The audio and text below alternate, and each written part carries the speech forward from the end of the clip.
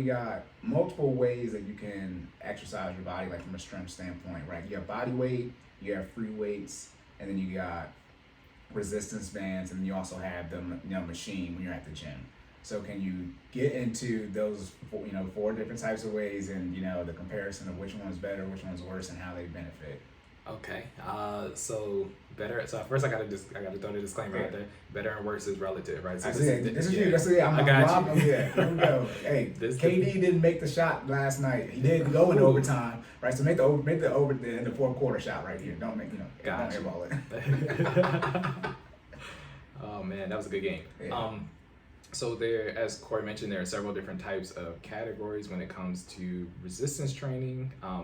There is body weight, there's free weights or dumbbells, and then there are resistance bands. And there are pros and cons to each form, I guess you can say. A lot of it depends on, again, the person executing and the desired build of that person. So basically what your fitness goals are. So, I mean, not, the forms still have the pros and cons, but which one you might lean toward depends on your fitness goals. So let me clarify on that. For body weight, one of the pros is mobility. Okay. He folded his arms. Nah, he's ready to go. He's ready to go. I had to talk about it, man. One of the forms is mobility, right? It's portable. When you need to work out for body weight, what do you need? Your body. That's it, right. Push-ups. So literally, you can knock out body weight exercises anywhere. I mean, at work, not that I would recommend doing this on your 9 to 5, but at work, at home, at nighttime, you don't need any additional equipment in order to execute body weight exercises. That being said, the con to that is you are limited to your body weight, right? So what people don't probably realize is when you're exercising, in order to have effective muscle growth, you actually need to keep your body in a constant state of shock. And in order to do that, you need to keep constantly fluctuating the workout, adding little small tweaks and changes or adaptations, which is my $5 word for the day. I was going to say, we're messing up. Happy Father's Day. Yes. And then Jordan also. Oh, I'm sorry. I passed my. Your achievement. I passed my NASM CPT certification. Okay, so in layman's terms. So I am not officially a certified personal trainer for the National Academy of Sports Medicine. Right. So now Jordan actually has weight. Hold on. Thank you. Please hold that.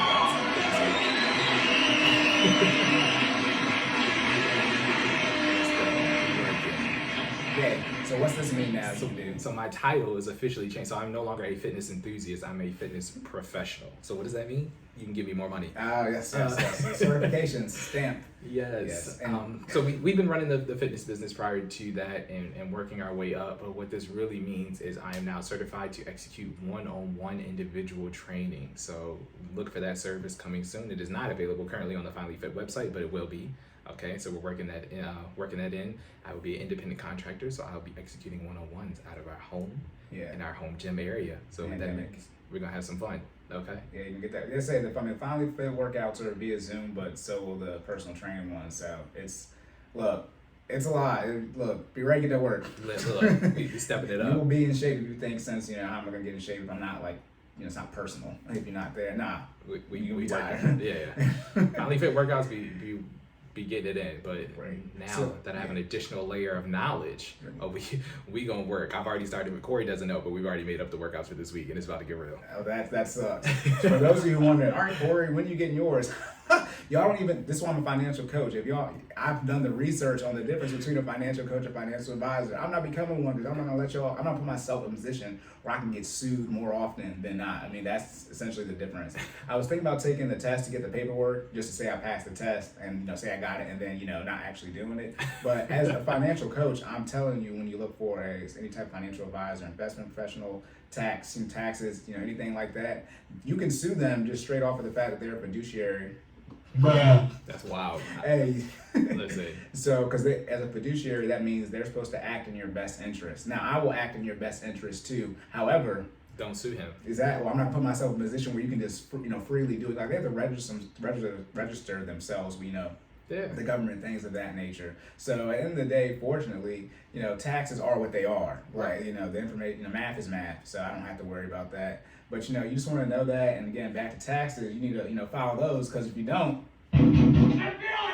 That's you going to get your door. But honestly, yeah, that's my favorite one. You talking about, look, what effect does Cory use the most? That one. Listen, the FBI go at your door every 5 minutes on the show. Hey, we're going to try to keep this, obviously, because we got the soundboard, and I'm just trying to set up when I can use the joints right now. So just look for the content lobs for the soundboard. All that's right. why I just started talking right there, because I just want to put that in there. But yeah, no, we're Jordan. Happy Father's Day. Jordan has passed personal trainer test. This also means he has more time for the podcast, which is how all this stuff was able to get set up. Because his time he was studying for the personal trainer exam, he can now budget your time, right, and invest it into something else. So, but that's we should have prefaced that first. We did this question, but that Jordan has more weight now to explain body weights versus free weights versus resistance bands, and you were talking about body weights. Thank you, sir. I appreciate it. Yeah. I'm good. I bring it back. Yeah, you brought it back full circle. That's awesome. Look, Cory just said he was good. Arrogant as hell.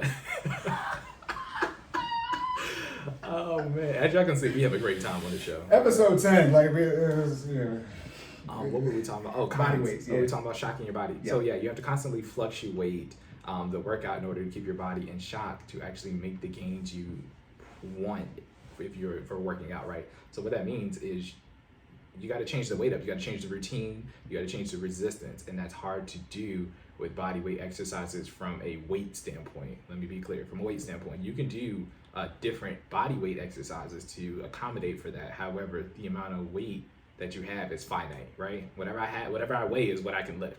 You know what I mean? Or what's available to lift. How I work that into the exercises or into the workout is up to me. But that's one of the cons of body weight exercises. So that being said, you definitely want to make sure that you include some body weight exercises into your workout, but it shouldn't be the only thing that you do. So now moving into the free weights versus resistance band. I was gonna say real quick. So what's the if you could do one body weight exercise? What's the quote unquote best body weight exercise? Oh, a squat. Squat over push-ups. A squat, overhead squat. So now I gotta reach into my CPT. Yeah, that's what I'm saying. That's why I set it up. Like here we go. So from a assessment standpoint, one of the main assessments that anybody who is NASM CPT will have you do in order to see where your problem areas are is an overhead squat. And what that does is it allows you to see you're in alignment. So when you throw your hands up in the air to do the overhead squat, how your ears. So there's a thing called the kinetic chain checkpoints, and that's your feet, knees, lower hip complex, your shoulders, your neck, and your head. And you have to look for the alignment for all of these when somebody's executing an overhead squat. So that is why I said it's probably one of the best bodyweight exercises, because it's a single exercise where you can identify all the muscle imbalances that a person may be having when executing a single exercise. Sounds like the budget. Yeah. I can figure out everything there. Yeah. Single point is I don't want to say single point of failure, but it's a single glance in which I can see everything. Right. Right. It's is that sort of why what's the little duck squat thing? The duck walk you do for your physical? Is that sort of why you do that too? Because that's sort of like squatting. You remember what I'm talking about? It's a medical question. Yeah. Right. That's outside of the scope of what I'm qualified to do. But what's that called though? Is that the? I would just say a duck walk. Is the duck walk? Yeah. Like your where they have you squatting. Yeah. I don't know what that one's about, because that's a little bit more than. Yeah, I don't know what they're observing with that. No, I was just saying because you're both in a squatting position. That makes sense though why you said that.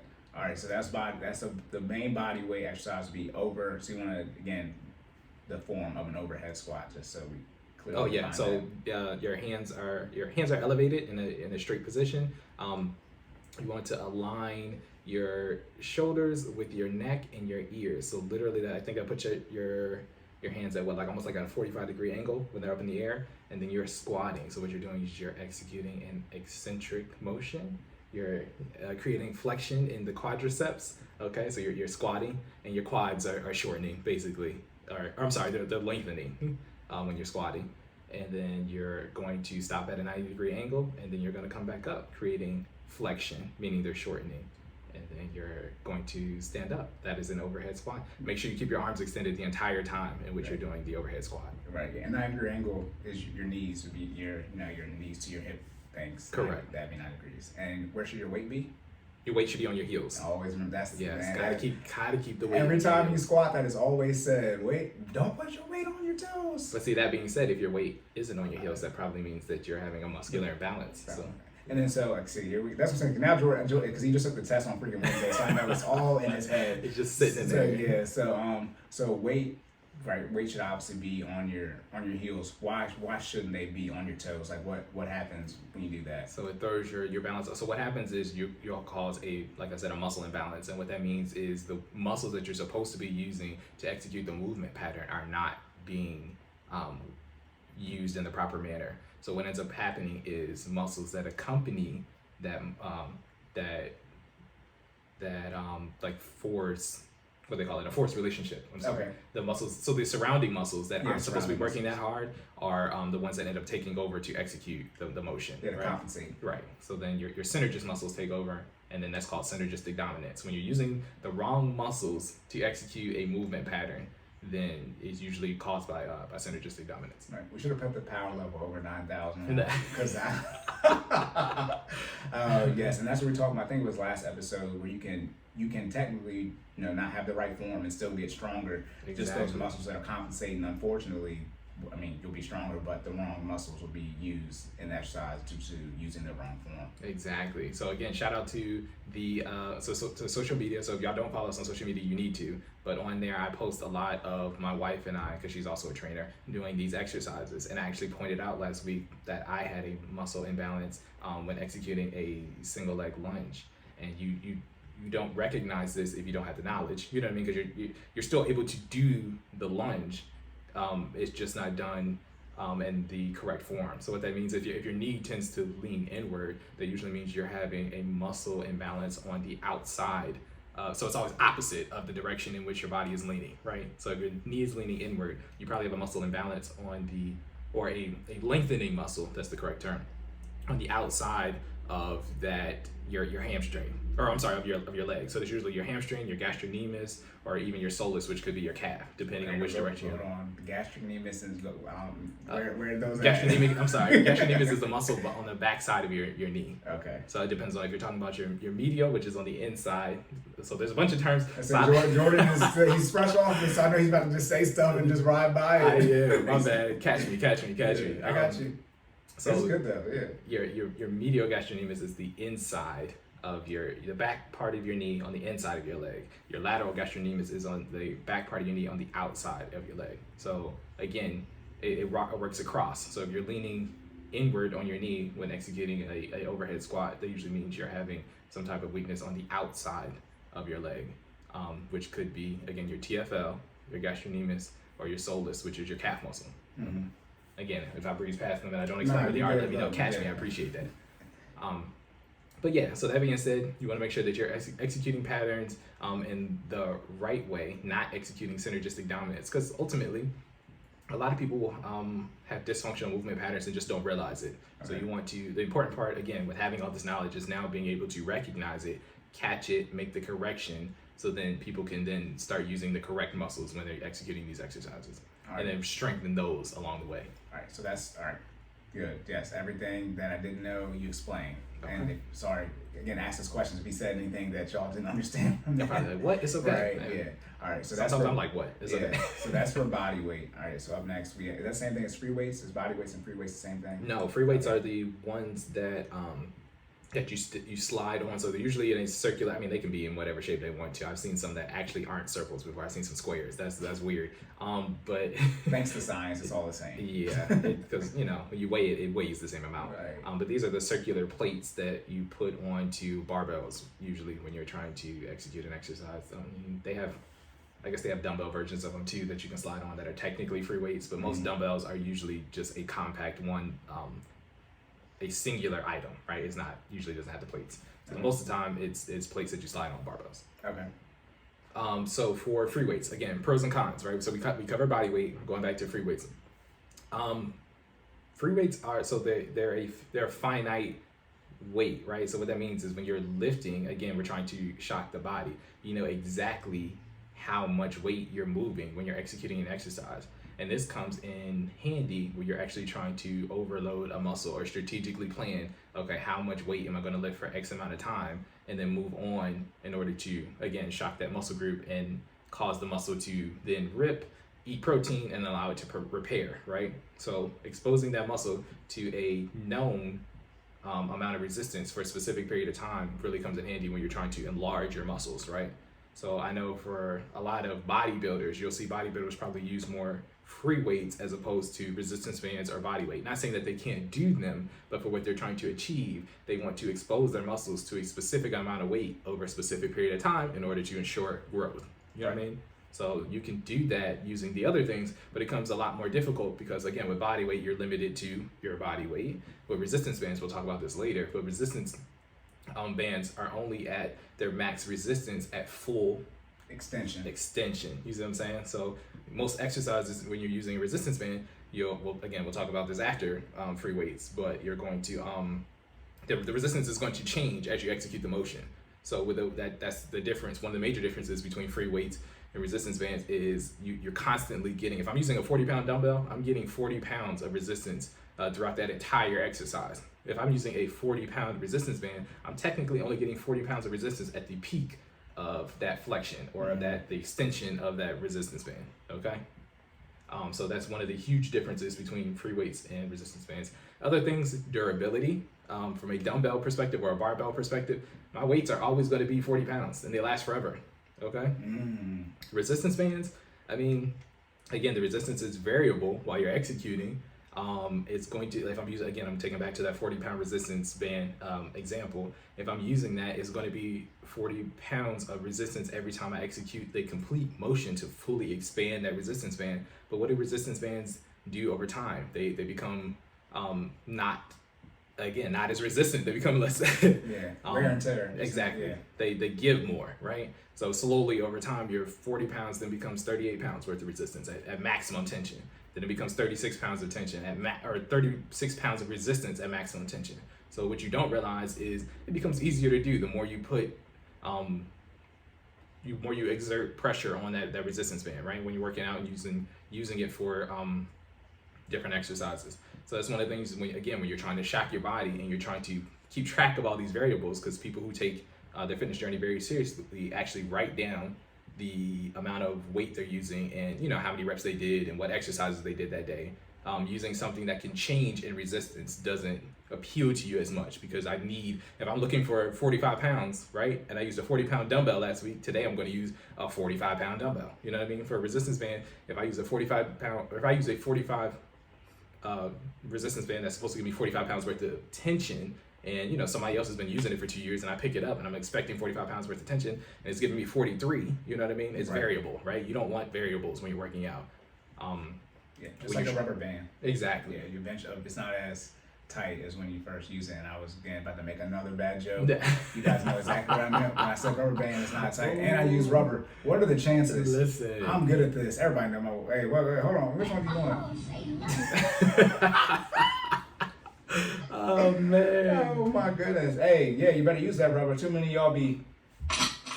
Hey, yo. I'm stupid.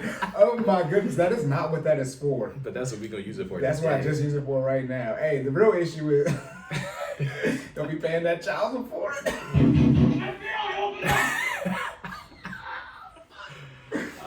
Be careful what you wish for. Soundboard in full effect. Hey, like I said last time, somebody tried to tell me it wasn't funny.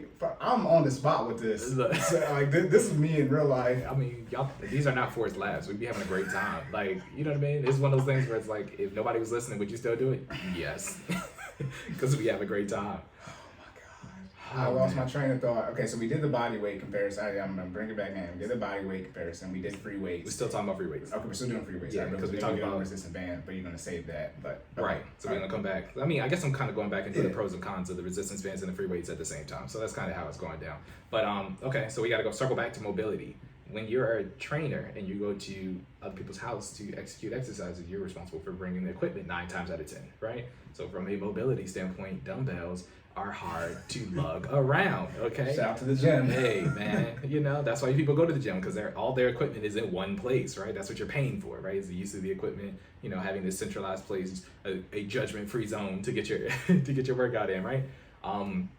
Carrying that equipment around can become cumbersome. All right. So when I'm training somebody, or when I will be training somebody, and I have to make a house call, I will opt to use the most effective equipment that is convenient to then load up into my car and make sure that the client can get the best workout they can without me having to carry 200 pounds worth of equipment around.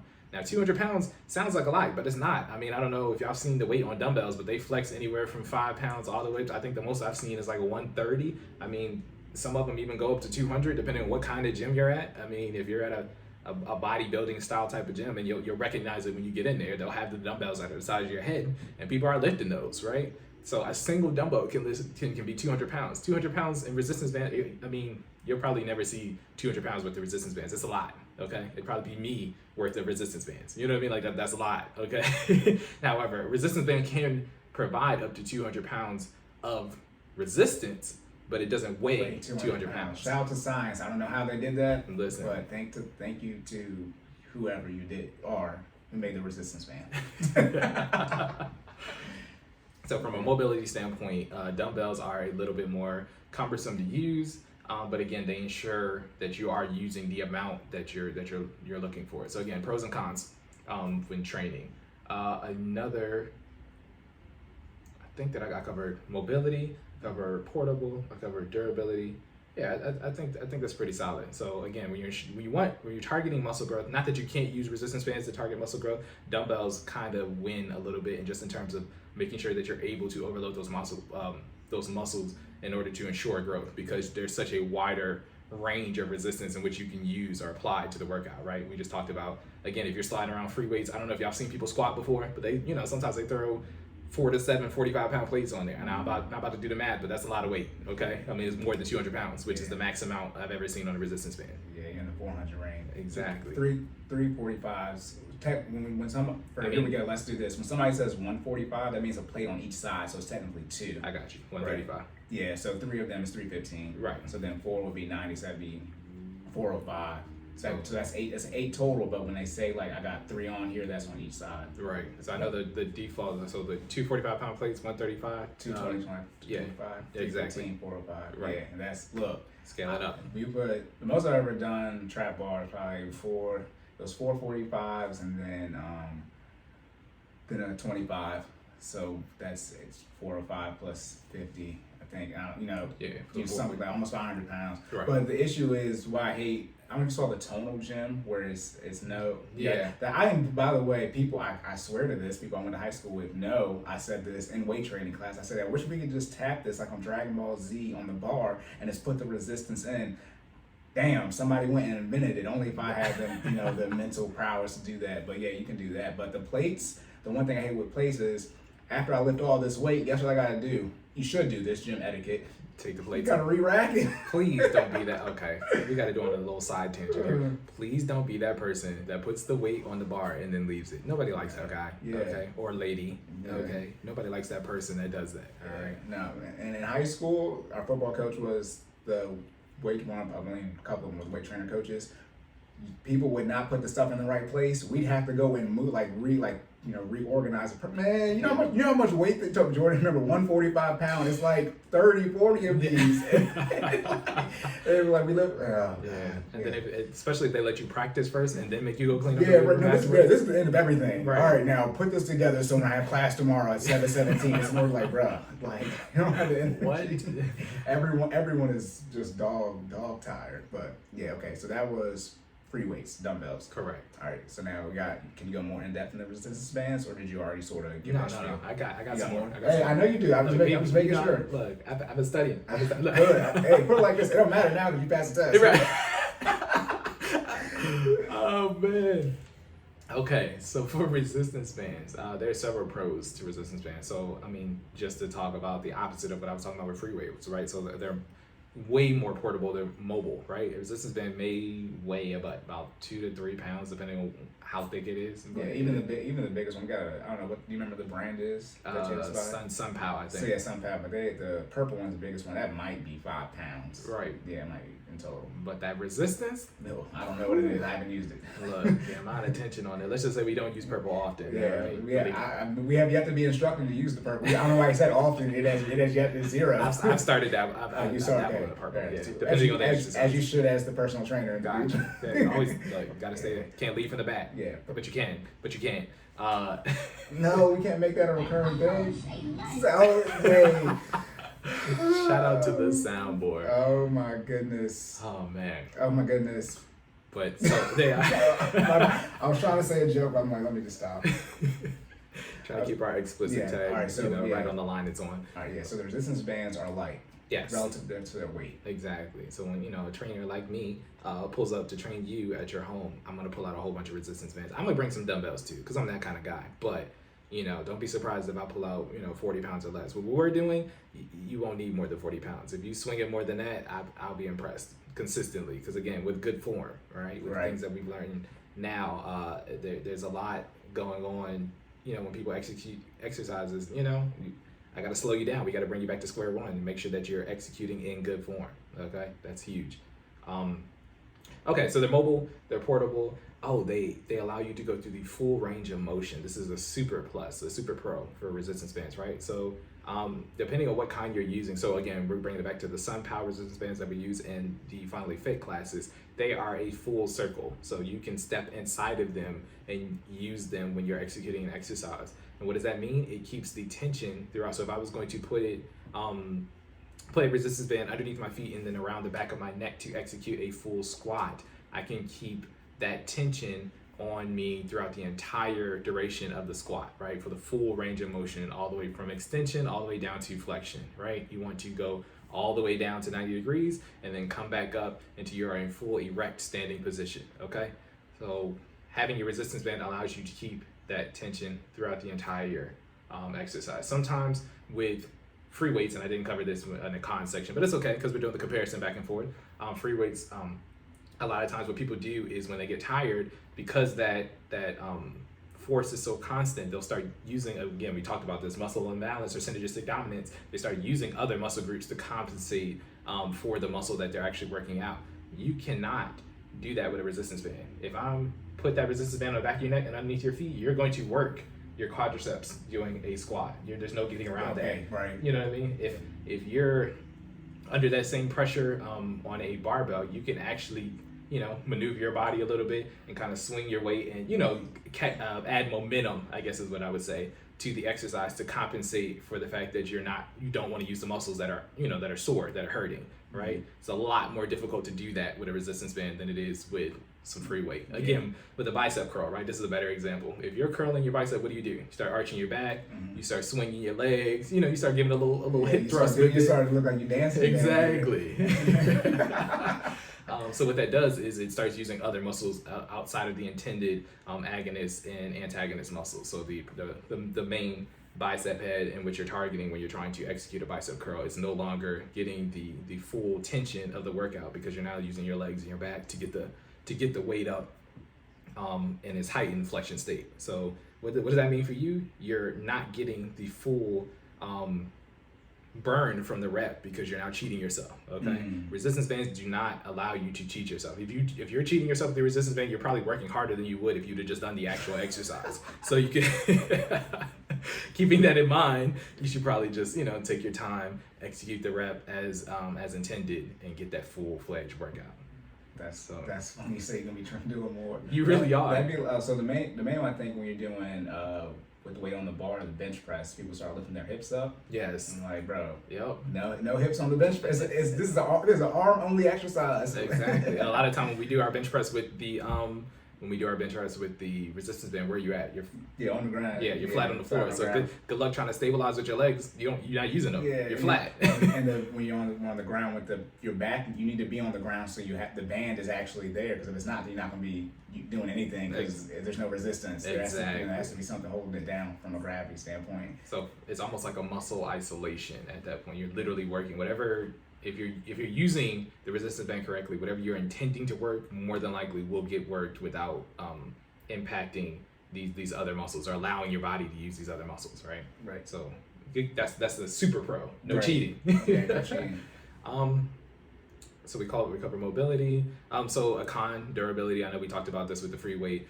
They can break over time. Most resistance band. So I've only had one resistance band ever snap on me ever in 28 years of life. I think it is what it is. I used it a lot. It was my go-to. You know what I mean? So that being said, I mean, again, if I got to worry about one resistance band once every 28 years, I'm okay with that. You know what I mean? Like 4 times. Right. 4 times max. Technically 3. Technically 3.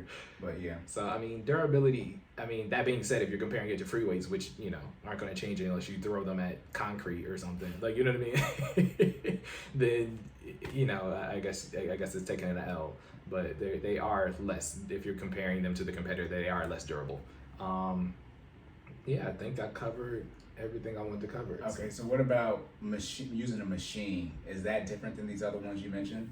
Technically, machines use free weight. So what people Okay. don't realize is when you're looking at it, or when you're on a machine, what do you have to do? You have to set the weight on the machine before you execute, right? So there's a lot of other bolts and nuts and things that are on the machine, but ultimately what it comes down to is you're just finding a different way to target those muscles, but you're still adjusting the free weight on the machine in order to get that burn, right? So machines are just an extended form of free weight, so you would treat them in the same category. All right, so we were going on, but so we got body weights, right? Squats. So for free weights, what would the number one be that you should do for free weights? For free weights? Put pressure's on. I mean, I guess I got to stick with my answer here. I got to go with the free weight version, so it'd just be a barbell squat.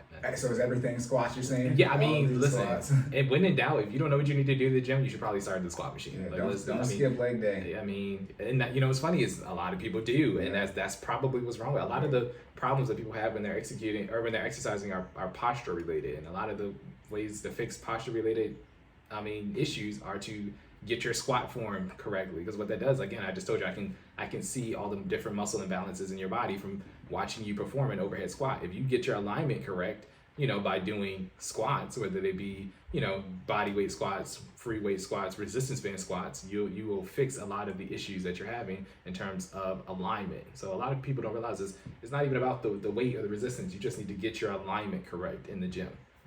That's the first layer of the OPT model: stabilization, endurance. Fix your joint flexibility, fix your muscular endurance, and fix your alignment of your body when executing the exercises. Form. Yes. Form is key. Yeah.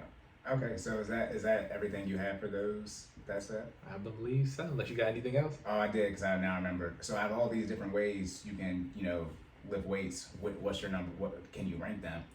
You said, can I rank them? Yeah. Okay, my personal. You're like, God dang. No, this is good.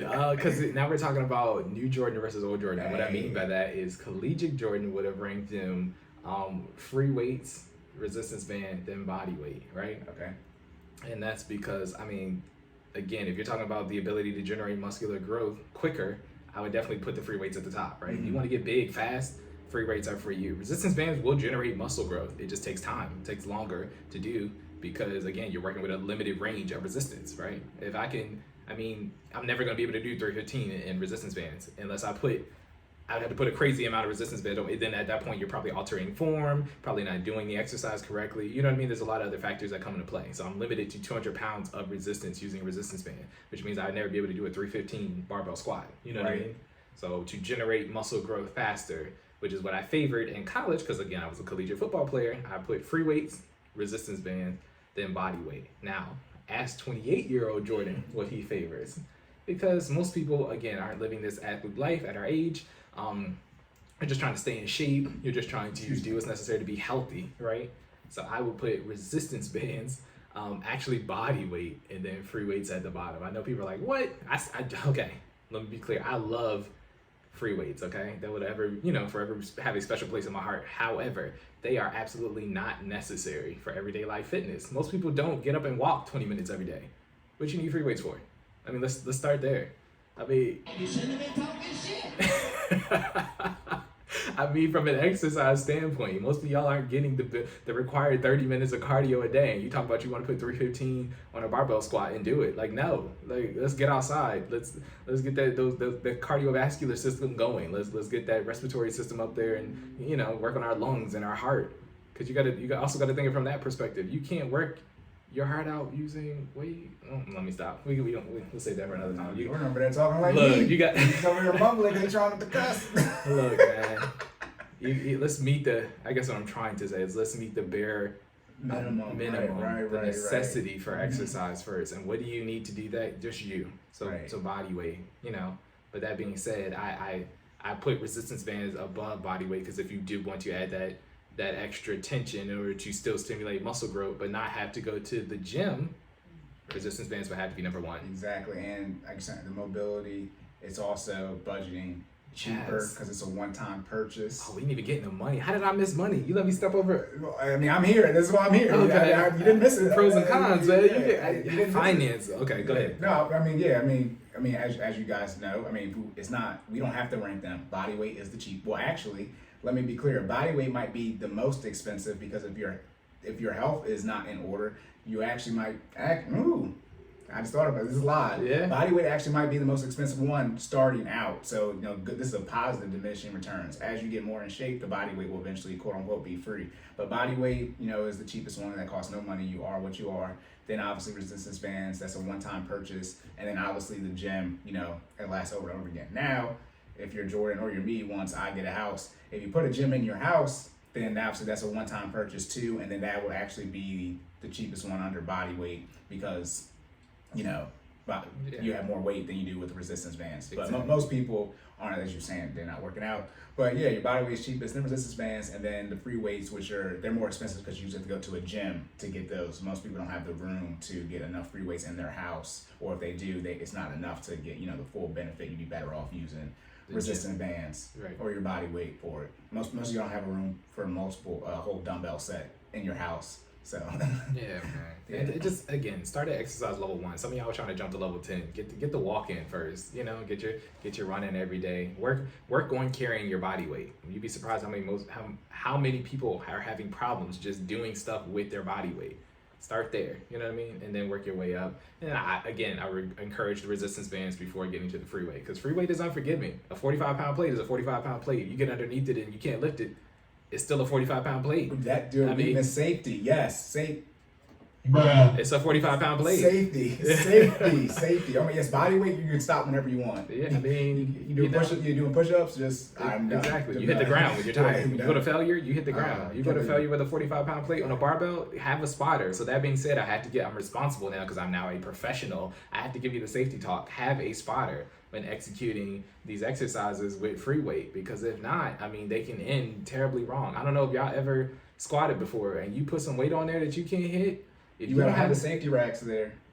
Oh yeah, see now, yeah. Look, the safety racks okay. So let's be very clear. Safety racks are mandatory. If you're at a gym and they don't have the safety racks, that's a value. We're not gonna put anybody on blast, but they should have them. Okay, let's be clear. But if you're in a home gym and they don't have safety racks, you need a spotter, because if you're not prepared.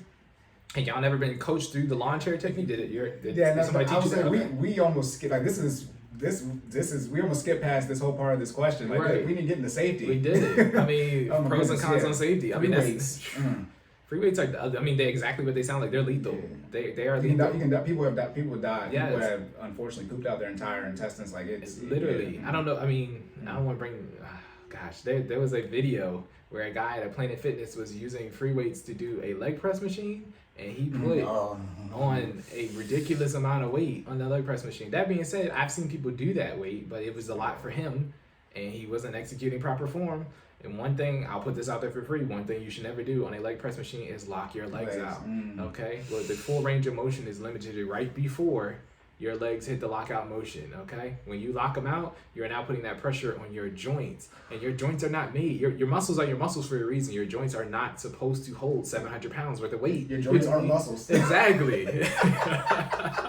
Literally, the definition of the skeletal system is just to have something so the muscles attached to, so they can move. You know what I mean? So No, we almost flew right by them. And look, safety is huge. So that from that being said, from the safety category, free weights are at the bottom. Like they can kill you. Resistance bands, you can hurt yourself. You can overextend a muscle using free weights. Free weights too, but using a resistance band. But I mean, it's a little harder to hurt yourself just using body weight. Body weight should follow functional movement patterns, meaning your day-to-day actions. And if your posture is correct and you've been stretching and you've been working on muscle stabilization like you should, because you're in the first round, then you'll be first round of the OPT model. You know what I mean? You're starting at the bottom, starting from the beginning for your fitness journey. You'll be fine. Okay, it's I'm not saying it's impossible, because people get hurt every day just holding their body weight, but you just want to make sure. I mean, you ever see somebody just at work like, my back hurt? You know what I mean? Oh yeah, that's why I started laughing. I mean, it happens. Talking about you gotta be able to do one pull up. Because if you need to pull up off that cliff and you can't, that's it. I mean, hey, look. Fatality. Hey, and by the way, that's gonna be an instant one-hit KO. It really is. Hey, perfect. Hey. Look, I mean, look. You're gone. Oh my goodness, yes. Yeah, I can't believe we almost skip past the money and the safety of those. Those are huge. I mean, Ooh-wee. it was always so. I mean, resistance bands again, they allow you that full range of motion. So for safety, again, you're less likely to hurt yourself, but you want to make sure that you're still executing in proper form, and that'll keep you. Most of the time, if you do stuff the right way, without overloading to the point past the exhaustion, then you'll be safe, right? And that includes body weight, resistance bands, free weight. That's kind of like the rule of thumb, right? Depending on which level of the OPT model you're in and what your end result is for fitness, your intensity may differ, meaning like how much weight you're trying to put in on there at one time. So you definitely need to make sure, again, bring a spotter. That is key when using free weights. Okay? Yeah. And to rank these body weights and resist, I mean, as long as you're not doing anything crazy, they're the same. I mean, just don't do anything stupid. But I mean, you can kill yourself doing anything, but highly unlikely with your body weight. I mean, don't do like parkour. Right. Like, don't try to, all right, I'm gonna get my leg workout today and jump across these buildings with just my body. Let me see if them squats are working off. But yeah, free weights. Yeah, I mean, I remember the USC running back, or was he going to USC? But he was doing the bench press, and he was going. Yeah, and it landed on his esophagus. This happened to me in high school. We did this exercise one time, by the way, and we were doing a relay race on with 45-pound plates on a rug. Mm-hmm. And one guy was coming down, one guy was coming up, and they hit. And when they spun off, it looked like the guy who was going down was coming up. They had flip spots, and our lineman, his finger got caught in between. Whew. Woo. Thank God. I mean, we didn't win states that year, but he still came back. But yeah, okay, I can tell you this. But remember, this is the first time we ever did this, and obviously, it was the last time we ever did this exercise. But and the thing, it was like we were having fun. It was a Saturday practice after the game, so it was just a fun light workout, and went downhill from there. And thank God it was not this is my man's too, but like if it was our quarterback or our starter, Right. this is our starting right guard, so but yeah, and it was our starting corner who did it too. And the guy, it was all fun. They took a picture of it and they made this is I guess the first meme ever. They made him a Pokemon card with his finger, and they made his weakness type the guy's name.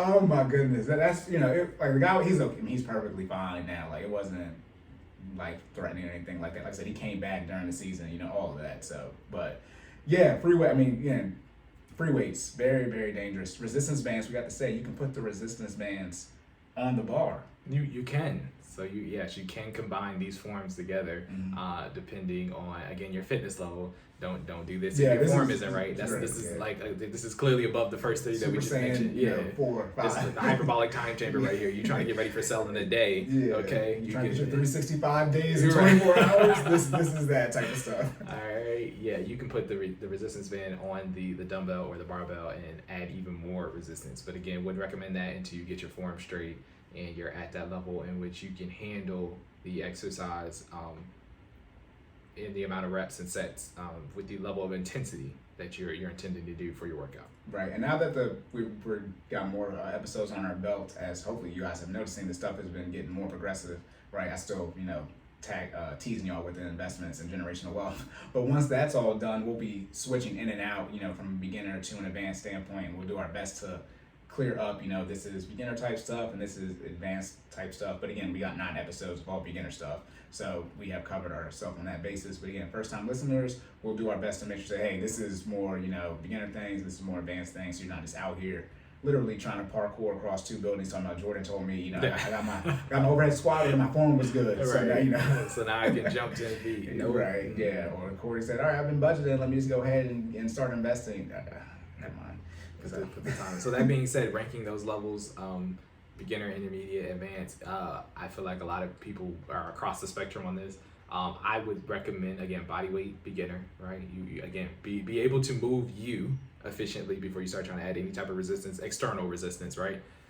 Then I would put it depends on how much. Yeah. I mean, it's a tie, and it depends on what you're trying to do, right? So resistance bands can be really difficult depending. I mean, come to a FinallyFit workout. We'll work you with your body weight and just some resistance band, man. Very rarely do we require everyone to use weights now. There are some times where it is more optimal to use some type of free weight, but at the same time, you'll get just as much burn if you get it in with your body weight or resistance band. So body weight is definitely beginner level. I would say intermediate to advanced would be resistance bands, and then free weight would definitely be intermediate to advanced. Again, stability is the first step. So you need to be able to do everything, your normal functional movement patterns with your body in control without any additional tension before you move into resistance bands or free weight. So that's the ranking for you. Hey. That is the substitute Vegeta saying power level over 9,000 when he was about to fight Goku.